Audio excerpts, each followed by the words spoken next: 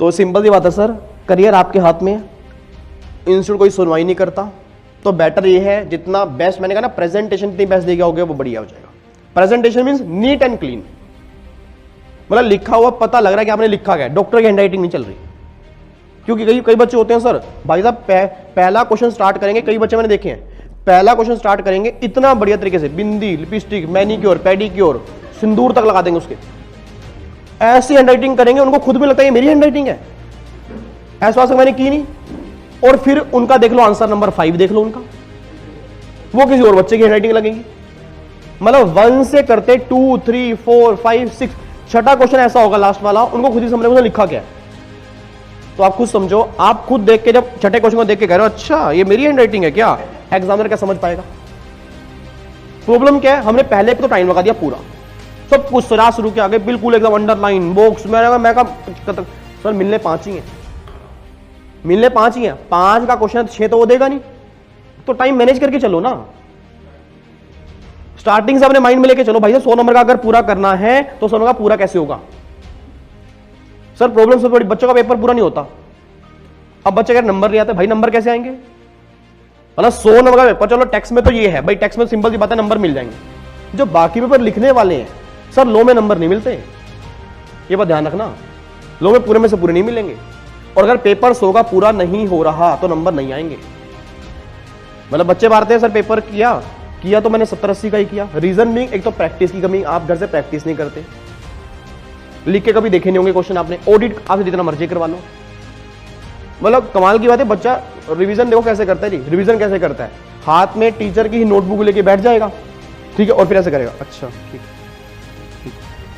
भाई वो तो सही है, उसको ठीक क्या कह रहे हो, वो तो सही लिखा हुआ, उसको उसमें क्या ठीक कर रहे हो आप, वो सही है तभी तो आप पढ़ रहे हो, उसको हाँ कर रहे हैं, हाँ और कम से कम लिख के देखो सर उसको, जब तक आप लिख के नहीं देखोगे आपकी स्पीड नहीं बढ़ेगी। और सर रैंकर्स कुछ अलग काम नहीं करते, वो हर काम को अलग ढंग से करते हैं। आप में ही से रैंकर्स बैठे होंगे सर, उनका सिर्फ एक काम होगा कि मुझे पता, उनको पता है कि उन्होंने करना क्या है, उनका माइंड पहले से क्लियर है कि मुझे लिख के देना है, डेली 1 घंटा मुझे लिखना है, प्रेजेंटेशन देखनी है, कितनी स्पीड है मेरी, हर क्वेश्चन लिखने में कितना टाइम लग रहा है। अब बच्चा कहता है सर 1.5 घंटे के टेस्ट में 2 घंटे दे दो, मेरे साथ 3 घंटे ले लो, आप 4 घंटे ले लो। आपका नुकसान है कि पेपर में 3 घंटे का अगर है तो आप पूरा कैसे करोगे, मेरा समझ पा रहे हो। तो जितनी स्पीड आपकी बढ़िया होगी उतना आपके लिए बढ़िया होगा, और वो हर पेपर में हर क्वेश्चन में शो होना चाहिए। सिंपल सी बात ये है सर, ये करियर आपका है, देखो यही डिग्री आपको आगे जाके देगी। सिंपल सी बात है, ये 2 वर्ड ना आपको भी मजाक लगते होंगे, आपको नहीं पता इन 2 वर्ड की वैल्यू क्या है, अगर सही टाइम पर मिल जाए तो, नहीं तो बहुत टाइम लगता है लोगों को। मैंने कहा जब मैंने भी सीए करनी स्टार्ट की तो ये गिनवाते थे, उसके 8 अटेम्प्ट हो गए, उसको 10 अटेम्प्ट हो गए, उसको 15 हो गए, उसको ये हो गए, आपका दिल आधा पहले बैठ जाएगा। और दूसरा दिल कई बार तब बैठता है कौन से कॉलेज से कर रहा है, यहां छुरियां चलती हैं, कौन से आज तक बताऊं कौन से कॉलेज से कर रहा हूं। कई बार पूछते हैं सर नहीं पता होता, छोटे शहरों में नहीं पता कौन से कॉलेज से कर रहा है, अच्छा फिर कई बार अगर समझ में ही ना आ रहा हो, अच्छा 13वीं कर रहा है, क्योंकि 12वीं के बाद वो लगता 13वीं कर रहा है, फिर वो ये बोलते हैं हाँ मतलब 13वीं कर रहा है, 14वीं कर रहा है, मतलब क्लास गिनवाना स्टार्ट कर देंगे। अच्छा फिर अच्छा दिल्ली से कर रहा है, मतलब एक ही इंस्टीट्यूट है तो वहीं से तो करेंगे, एक्चुअली वो नहीं पता। फिर जब बन जाते हैं अच्छा ये कर रहा था, उस लड़का भी कर रहा था, उससे ना हो पाई, तुम तो कर लिया फिर भी। तो सिंपल सी बात है सर, ये 2 वर्ड की वैल्यू नहीं पता, जब नाम क्या के 2 वर्ड जुड़ जाते हैं उस दिन आपको लगता है कि ये 2 वर्ड किस कमाल के हैं।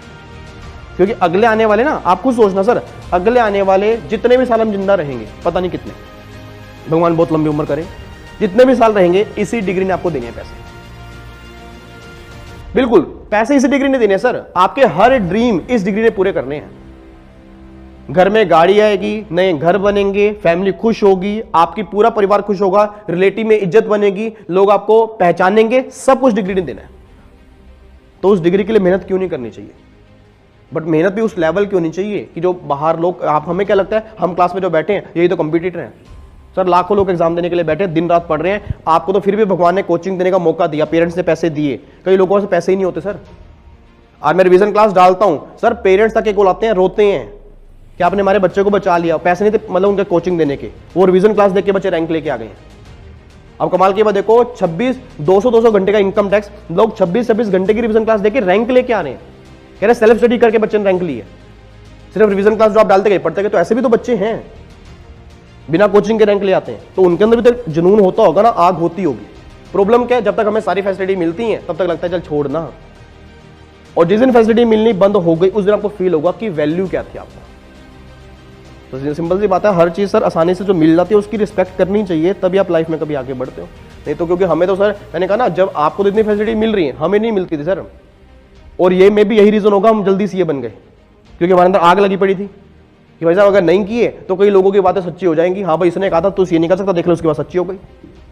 तो किसी को सच करवाना ही क्यों है, और किसी को ये कहने का ही मौका क्यों देना है कि हाँ भाई तेरी किस्मत अच्छी होगी तभी तेरा मतलब फाउंडेशन क्लियर हो गया होगा, और उसके बाद तेरा क्लियर नहीं हो रहा। तो भैया किस्मत की बात कुछ नहीं होती, मेहनत अगर करोगे तो किस्मत भी साथ देती है, और अगर मेहनत ही नहीं करोगे, मैंने कहा ना बहुत ग्रुप पे ग्रुप बनते हैं सर, हमारा 16 लोगों का ग्रुप था सीए इंटरनल, 16 कि आप में से किसी का नहीं होगा, 16 का, और 16 के 16 में सिर्फ 2-3 बच्चे निकले, बाकी सब पीछे रह गए। या तो ग्रुप के ग्रुप निकलते हैं या ग्रुप के ग्रुप ढेर हो जाते हैं, और वो डिपेंड करता है कि आपका ग्रुप कैसा है, कि सिर्फ ये तो नहीं है क्लास के अंदर ग्रुप है ही और पढ़ने के टाइम पे कोई बात ही नहीं कर रहा, सिर्फ क्लास के अंदर मिला, बाहर छुट्टी या बाहर घूमने के लिए, चल भैया चाय पीने चलते हैं, पैटीज खाने चलते हैं, ये खाने चलते हैं, वो खाने चलते हैं। आप देख रहे हो कि टाइम कितना वेस्ट हो रहा है आपका, कभी सोच रहे हो आप? हाँ ग्रुप हो बढ़िया हो भाई, पढ़ने के टाइम भी कह रहा हूं चल भाई इकट्ठे बैठ के पढ़ते हैं, फिर तो माना ग्रुप है। बट अगर ये हो कि पढ़ाई के टाइम अरे पढ़ लेंगे यार, तू तो इतना टेंशन ले रहा है, मई में एग्जाम है, हो जाएगी ना कोचिंग खत्म, इतनी टेंशन दिमाग में क्यों लेके चलता है? इनमें समझ जाओ, हो गया काम आपका, वो स्टार्ट हो गया जी। तो सर बहुत चीजें मैटर करती हैं देखो, और आजकल तो कंपटीशन बहुत ज्यादा कोविड के अंदर, रीजन बीइंग क्योंकि टाइम टू टाइम पोस्टपोन हो रहे हैं। आपको सुना पोस्टपोन होने से क्या रहा है, ऑप्ट आउट लोग ले रहे हैं। आप देखो जिनके हैं, आप तो ऑप्ट आउट इस बार नहीं आया होगा मेरे ख्याल से, अभी तक आए नहीं ना। आप देखो दिसंबर में आपके एग्जाम है ना, आपको सुनो दिसंबर में अगर आपके एग्जाम है, दिसंबर में कितने लाखों बच्चा पेपर देने वाला होगा, जिसके दिसंबर में होंगे वो तो होगा ही होगा, जो ऑप्ट आउट करके आया वो भी होगा, जो फेल होकर आया वो भी होगा। तो कितना बच्चा बढ़ गया, और बढ़ गया तो समझ जाओ पेपर का लेवल भी बढ़ेगा। जैसे जब के मई में ही मान लो, मतलब जब भी पेपर का लेवल बढ़ेगा, डे बाय डे बढ़ेगा, तो उस लेवल की तैयारी करके चलो, उस लेवल का आपके ऊपर बाकी आप जानते हो सर। सिंपल सी बात ये है कि डिग्री के लेने के लिए 3 साल तो सेक्रीफाइस करना पड़ेगा, चाहे वो फेस्टिवल हो, चाहे वो रिलेटिव हो, चाहे वो घर वाले हो, चाहे वो बाहर वाले हो। सिंपल सी बात है, अगर सेक्रीफाइस करोगे सफलता त्याग मांगती है जी। अगर आप सक्सेस लेना चाहते हो तो वो सेक्रीफाइस मांगते हैं, और ज्यादा नहीं, वो ज्यादा नहीं कहती, वो कहती है बस 3 साल में को अपनी लाइफ के दे दे। और वही लाइफ जो एक ड्रीम जिसमें आप देखते हो जाते हैं ना, रंगीन लाइफ मान लो, रंगीन लाइफ मान लो, इसमें आपको सब कुछ मिलना है सर। या तो फिर मैंने कहा ना, जैसे रैली चौक पे लोग खड़े होते हैं ताड़ रहे होते हैं, या तो वो बन जाओ, जो कोई वेला वेले हैं घूम रहे हैं, उनको पता नहीं जिंदगी में करना है, उनको आए, कई लोगों को पता नहीं उनको लाइफ में आए क्यों है भाई, आगे तो बस आगे, अब क्या करें, अब कुछ कर नहीं सकते। और कई लोगों का दिमाग में पहले क्लियर होता है कि उनको करना क्या है, तो अगर दिमाग में क्लियर है तो बहुत आगे आप पहुंच जाओगे। ठीक है, पढ़ रहा है कुछ पढ़ ले, हाँ ठीक है, चलो जी वापिस आओ।